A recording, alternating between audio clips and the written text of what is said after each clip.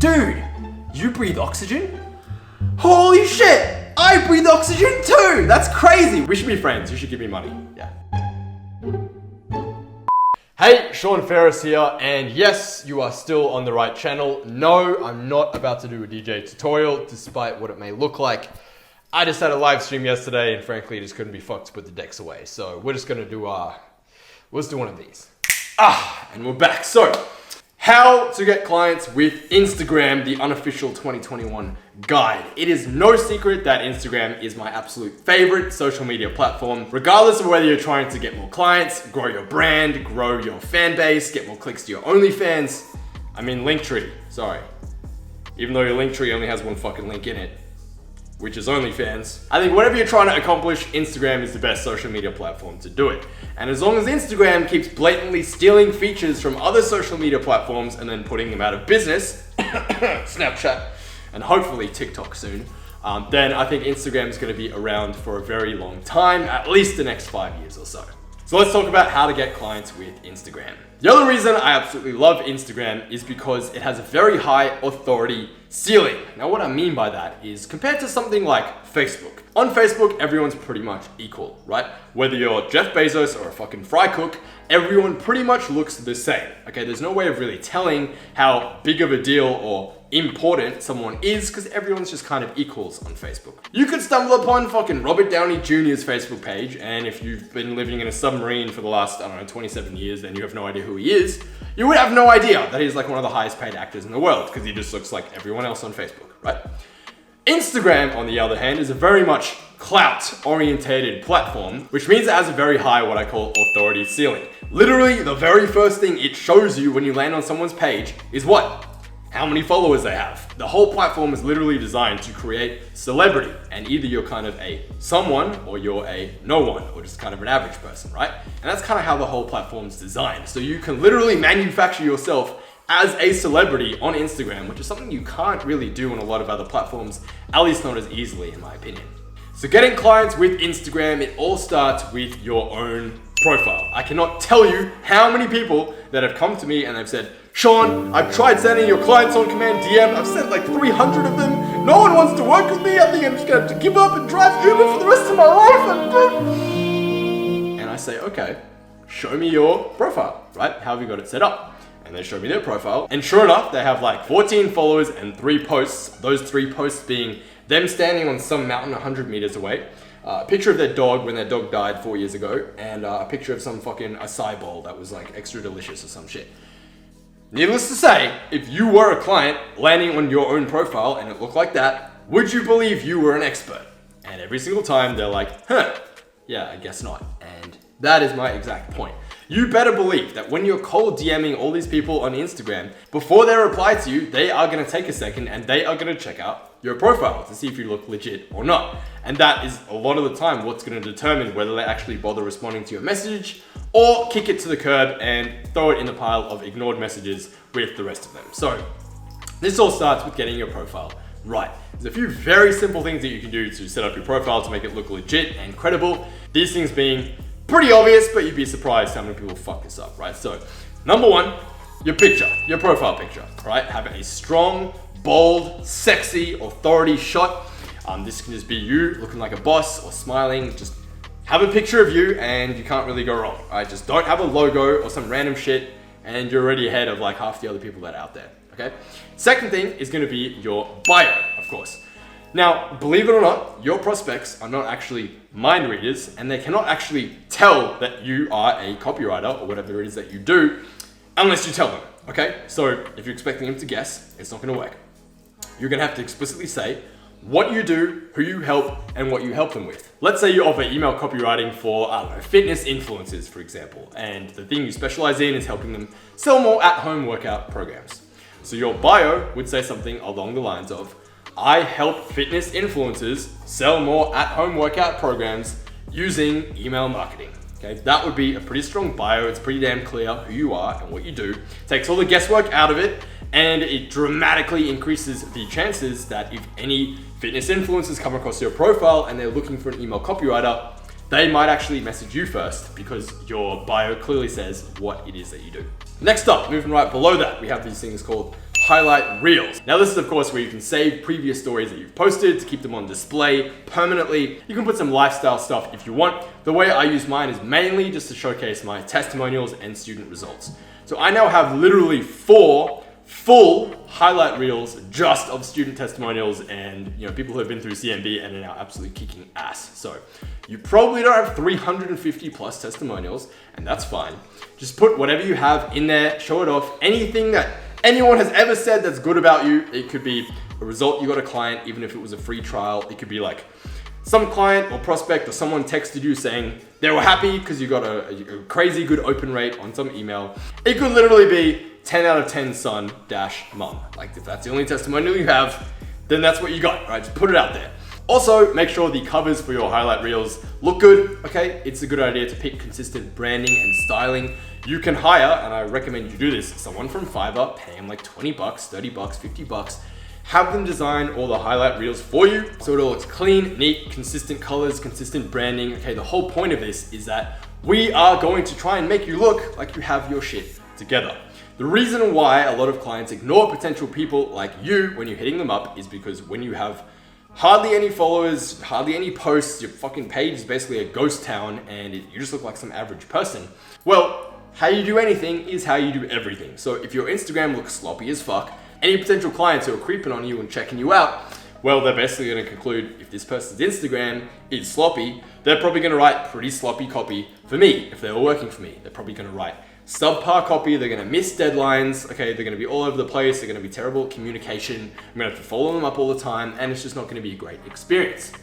On the other hand, if your shit looks like it's put together, they're going to conclude, oh, this person has their shit together, and if they write copy for me, it'll probably be really solid, it'll probably be done on time, and they'll be great at communication. They'll just be an overall much more professional freelancer to work with than this other person over here. So if you don't have your shit together, that's totally fine. Just at least pretend for now that you do have your shit together. Moving on, below the highlight reels, we of course have your actual content. Now this is really an opportunity for you to display to potential clients that you actually know what you're talking about. So you should be posting consistently on your feed and in your stories.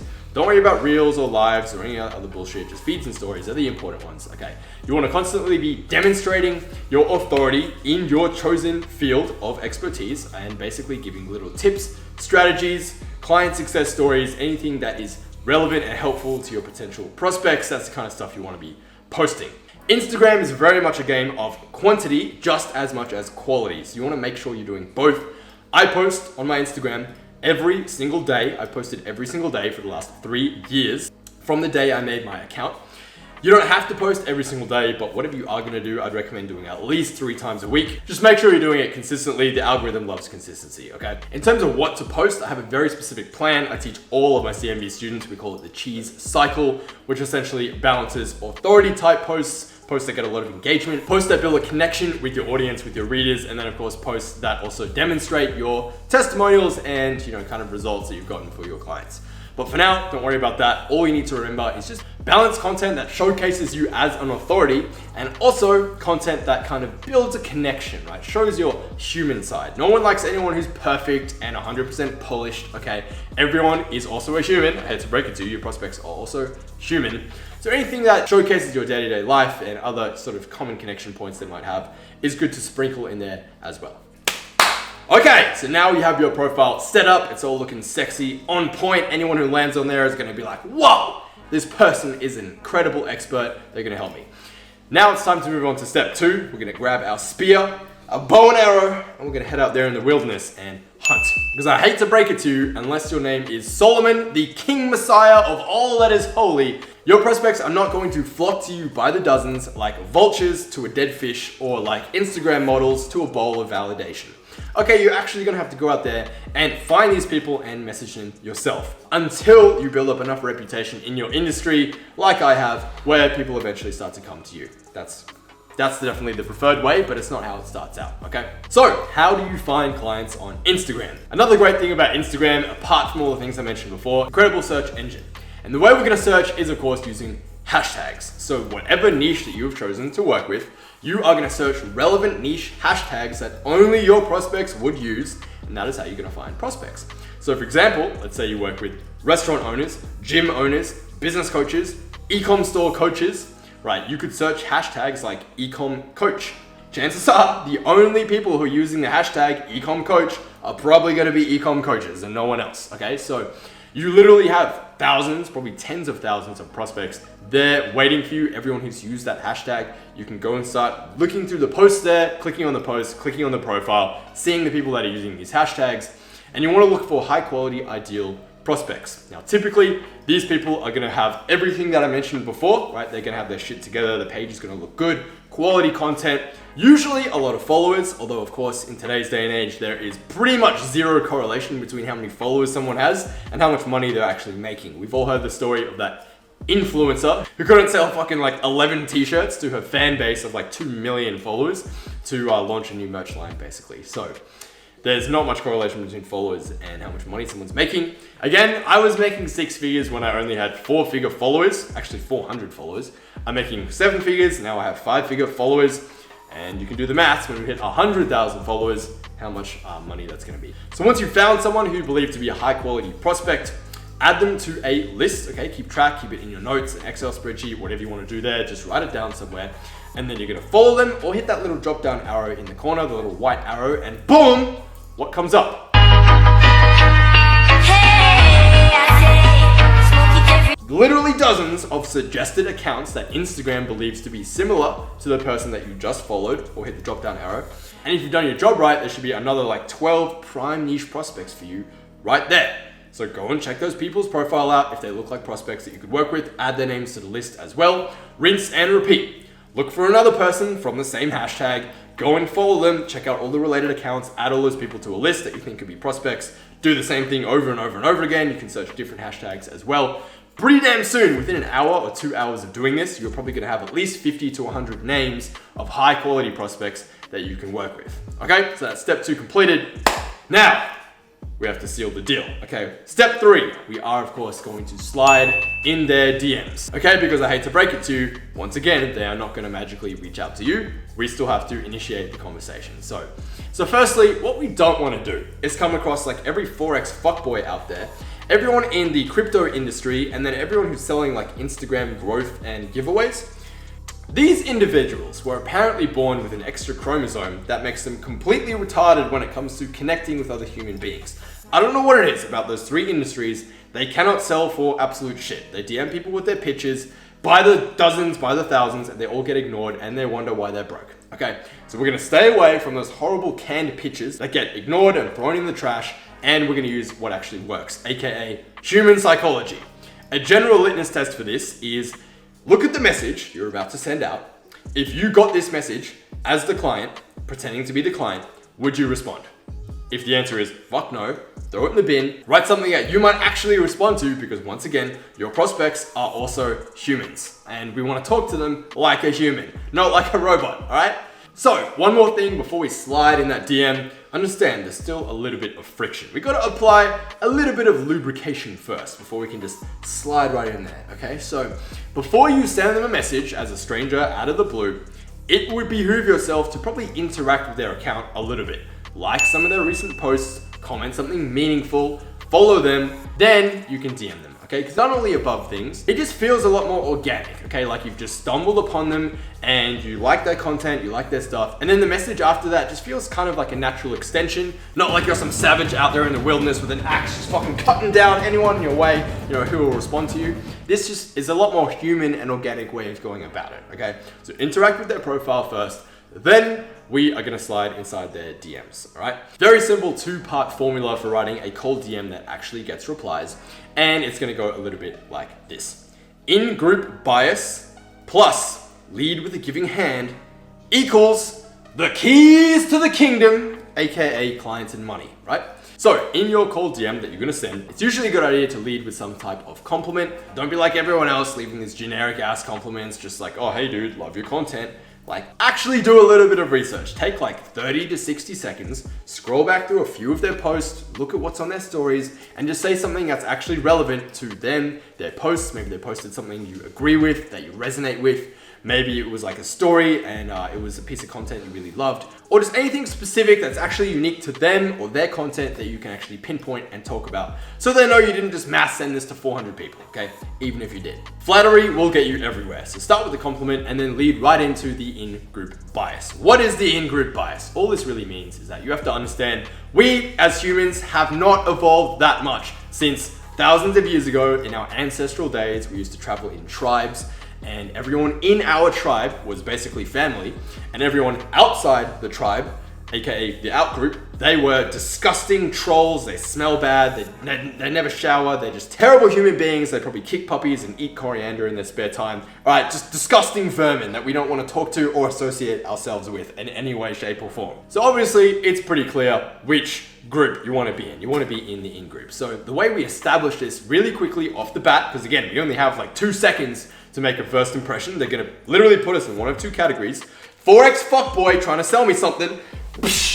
Kick to the curb, get out of here, kid. Or, hey, this looks like someone who's in my network, someone who could be of value to me, someone I'm actually going to take the time of day to actually respond to their message.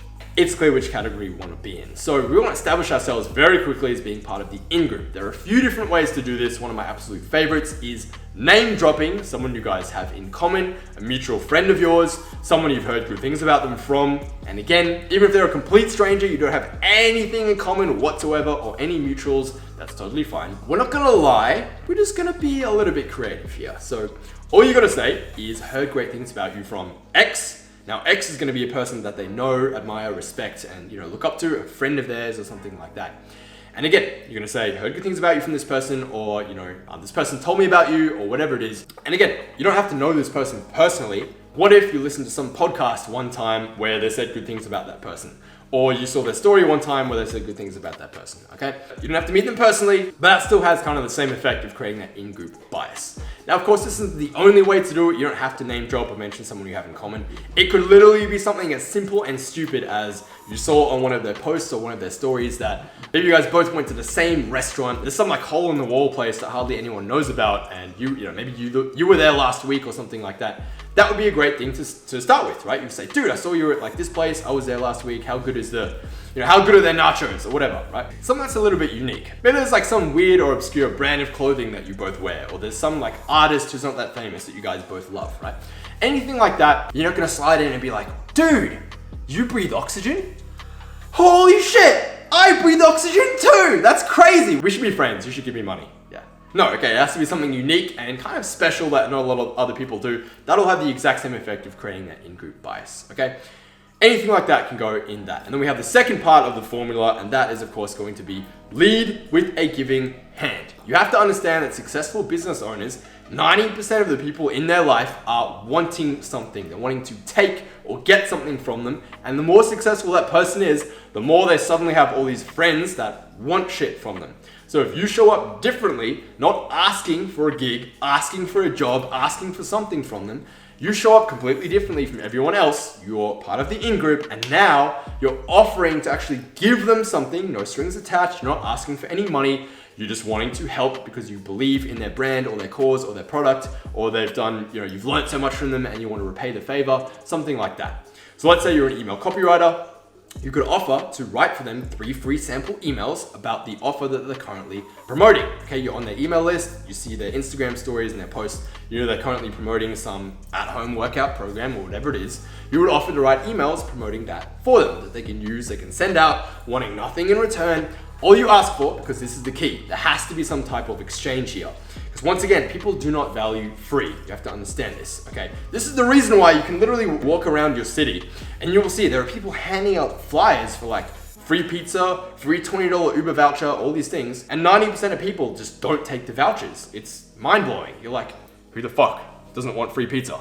What's wrong with you, right? So, and the reason is because people don't value free.